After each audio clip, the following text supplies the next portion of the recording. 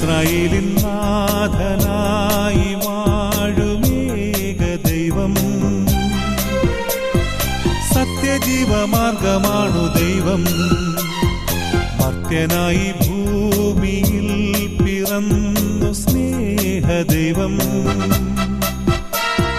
നിത്യജീവനേകിടുന്നു ദൈവം.